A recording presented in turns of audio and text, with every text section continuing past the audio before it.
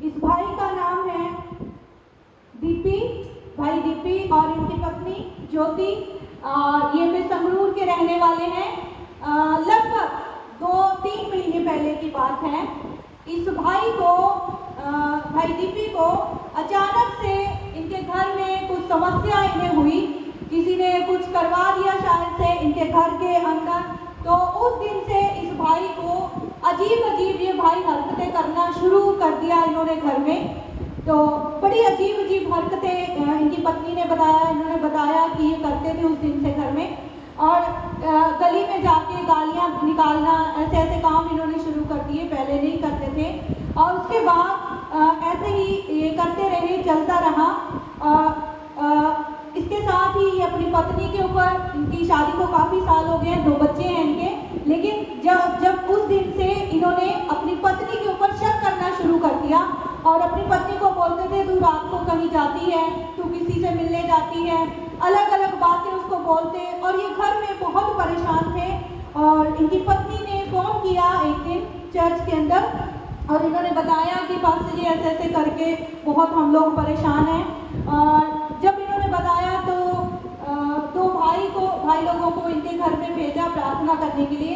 लेकिन जब वो भाई इनके घर में गए तो ये भाई अपने घर से भाग गए और वो लोग बैठे रहे, वेट करते रहे कि अब आएगा अब आएगा। और जब ये वापस आए तो उन्होंने प्रार्थना किया, लेकिन ये उनकी तरफ देख देख के हंस रहे थे, कुछ कुछ बोल रहे थे।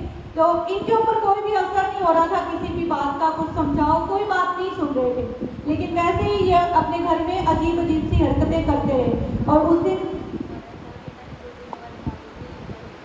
इन्होंने सुसाइड नोट भी लिखा और इन्होंने बोला कि ये अपनी लाइफ को ख़त्म कर देंगे, ये अपनी ज़िंदगी को ख़त्म कर देंगे।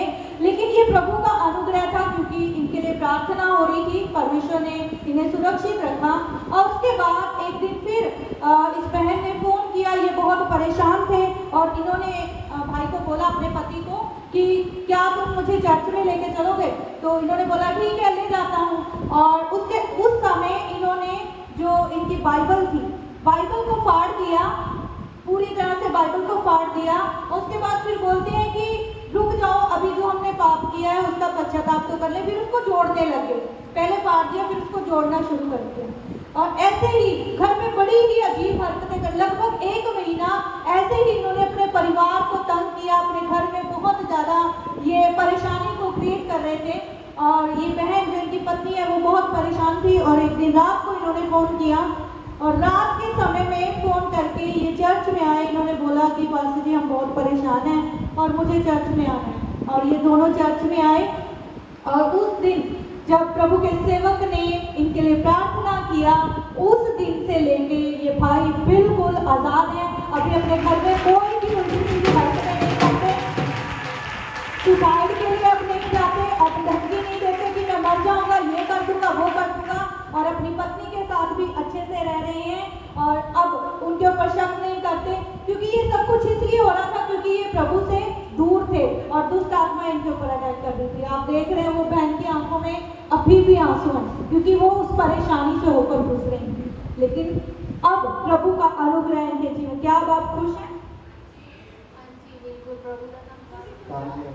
अब ये कपल बिल्कुल खुश है, प्रभु ने इन्हें चंगा किया, आजाद किया। सब जोर से ताली बजाते हुए परमेश्वर की स्तुति करें।